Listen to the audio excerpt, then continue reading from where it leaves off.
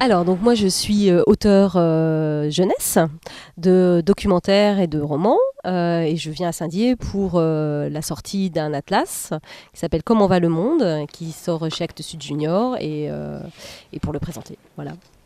C'était intéressant cette table ronde parce qu'elle réunissait à la fois moi qui suis auteur jeunesse, Raphaël Bott qui est journaliste à mon quotidien, et puis Christophe Meunier qui travaille avec des enseignants. Toute notre réflexion, ça a été autour de l'idée de l'immédiateté, c'est-à-dire qu'aujourd'hui dans un monde qui va très vite, l'information est immédiate. Donc comment aborder cette information de la manière la plus claire et la plus objective possible vis-à-vis des enfants. Donc tout notre travail, ça a été de réfléchir à comment prendre de la distance par rapport à l'information, comment on la contextualise. Donc c'est notre travail évidemment dans l'atlas que nous publions ou dans d'autres ouvrages que j'ai pu publier. Et puis c'est le travail aussi des journalistes et des enseignants dans leur classe.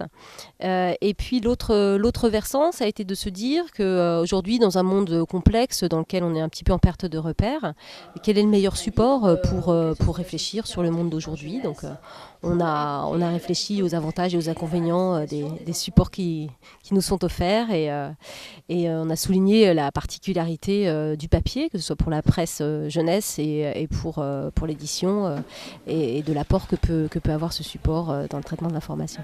Pour se documenter sur l'actualité, je pense que pour avoir de l'information brute, on ne pourra jamais rivaliser avec Internet. En revanche, pour réfléchir et pour comprendre les tenants et les aboutissants des événements que l'on vit, et pour prendre cette distance, il n'y a que le livre qui permet cette mise à distance-là, parce que d'une part, par l'usage des mots que l'on fait, par le point de vue aussi que l'on livre, puisque mon credo, c'est de dire que un ouvrage pour la jeunesse a toujours un point de vue sur le monde et essaye au moins d'éveiller en tout cas les consciences et de permettre aux enfants de se poser les bonnes questions.